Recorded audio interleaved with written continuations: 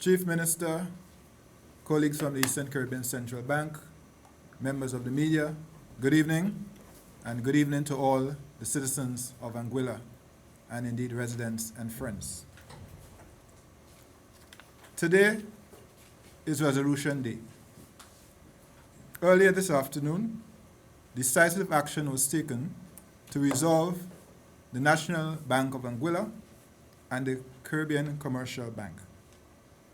The Eastern Caribbean Central Bank has issued a license to National Commercial Bank of Anguilla, NCBA, to conduct banking business in Anguilla.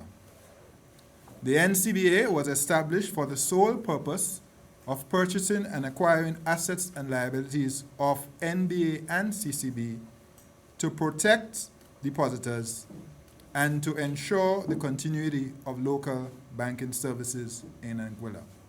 I wish to repeat, the NCBA has been set up for the sole purpose of protecting deposits and depositors of NBA and CCB.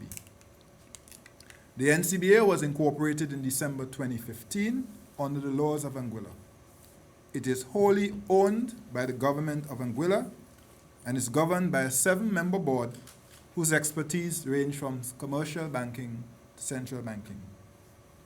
A son of the soil, Mr. Colville Petty, is the chairman of the board, and 2 other members of the board are residents of Anguilla. This new bank, National Commercial Bank of Anguilla, will commence operations on Monday, April 25th, 2016. This new bank, will use the premises formerly occupied by NBA and CCB. The bank will offer the same banking products and services previously extended by CCB and NBA. Now, how will this work?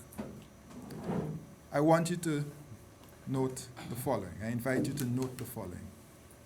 Good assets and matching deposit liabilities up to a threshold of EC 2.8 million from both NBA and CCB are being transferred to the National Commercial Bank of Anguilla.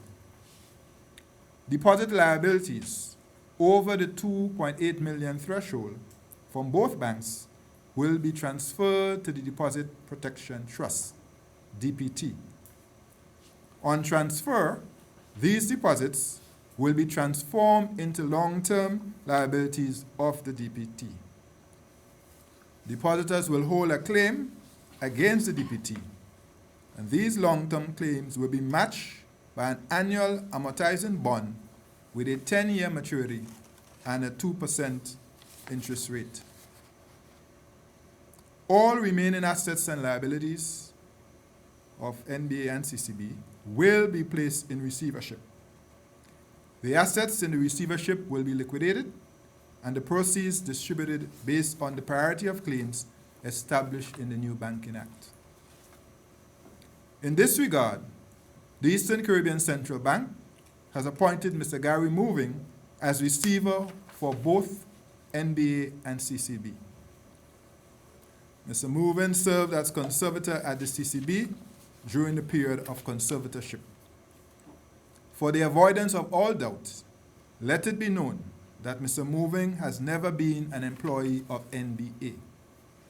He was contracted as a consultant to assist with the preparation of the financial statements for audit purposes.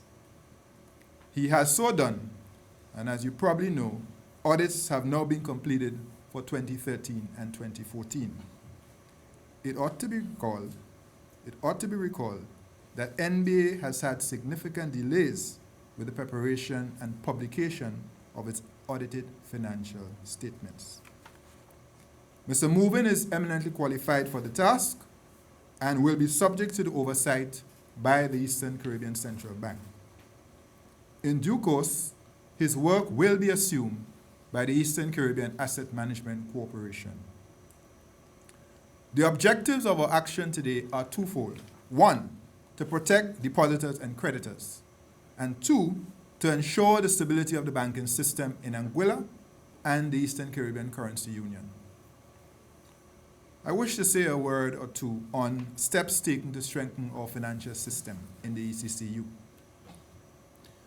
One of the key lessons that we have learned since the intervention of both banks, NCBA and CCB, is that our existing legislative tools were not adequate to expeditiously address issues prior to intervention and to effectively carry out resolution in a timely fashion. For this reason, the Monetary Council approved the following legislative reforms. 1, amendments to the ECCB agreement. 2, a new banking bill. 3, the Eastern Caribbean Asset Management Corporation bill. These two bills, the latter, were passed in the House of Assembly of Anguilla and have recently been assented to by the Governor of Anguilla. The New Banking Act, which is one of the key tools in the resolution of CCB and NBA, incorporates best practices. It includes, for example, the issuance and revocation of licenses by the central bank rather than respective ministers of finance. Preemptive measures to deal with problem banks. Appropriate levels of capitalization for banks and credit institutions. Clear criteria for the persons who can be appointed as directors and managers of banks. More frequent on-site examinations. Upgrading provisioning guidelines and revision of prudential guidelines. Moreover, I wish to advise that the following initiatives are also underway. The establishment of a credit bureau, which will assist with better credit underwriting amongst our banks, and indeed credit unions or other credit institutions. The establishment of the Eastern Caribbean Appraisal Institute, and, very importantly, the development of deposit insurance in the medium term. Before I conclude, I want to make the point that public support for action is critical. The success of NCBA, the National Commercial Bank of Anguilla, requires public support and confidence. How can you, depositors and the general public, help?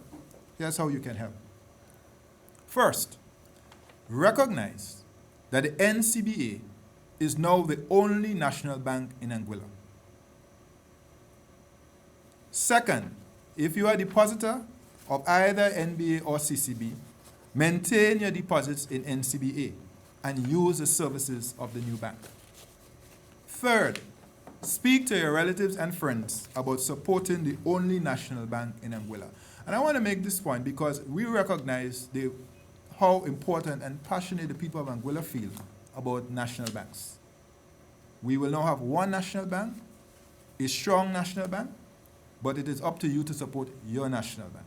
And I want to make that point very clearly. Let me conclude. Today is Resolution Day. We have long awaited this day. When these banks were intervened in August 2013, we did not envisage it would have taken so long, but it has. But the good news is that today we have moved decisively to resolve. Today is not just Resolution Day, it is also a moment of national resolve. A moment of national resolve. The government and people of Anguilla, the leaders across Anguilla, including our social partners and civil society, must come together at this moment to protect what is yours. And I want to repeat, NCBA is yours. We have moved to protect, as per the Monetary Council's decision, all deposits of NBA and CCB. The resolution of these banks through the establishment of the National Commercial Bank of Anguilla would not be possible without the partnership of many. I wish to recognize the efforts of the Government of Anguilla, the United Kingdom government, including Governor Scott, the International Monetary Fund, the World Bank, the Caribbean Development Bank, and of course the Eastern Caribbean Central Bank. This international group has worked assiduously to ensure a successful outcome, and I cannot thank them enough. It was the Monetary Council last February that resolved that there will be full protection of depositors. And I thank the Monetary Council for its wisdom and solidarity. And later on, I believe you will hear from the Prime Minister of Antigua and Barbuda, who went through a similar exercise in November last year, and who could not be here because he's in New York, but has sent words of encouragement and solidarity to the Chief Minister and the people of Anguilla. I applaud the hard-working staff of both NBA and CCB. It has not been easy for them, yet they have stood tall, and we met them, Chief Minister and I met them a short while ago.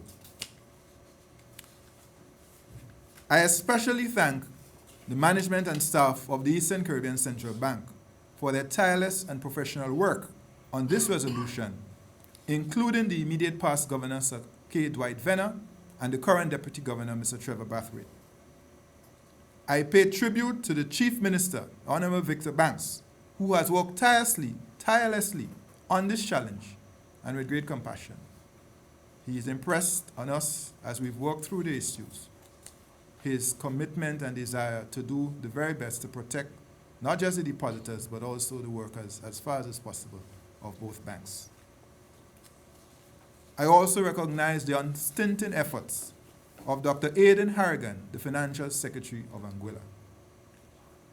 Above all, I thank the depositors and people of Anguilla for their patience and partnership during this process. You have been uppermost in our thoughts and our plans, and I dare say our prayers, as we've put together the strategy for resolution. Let us now press forward together, and may God bless and crown all of our efforts with success. I thank you.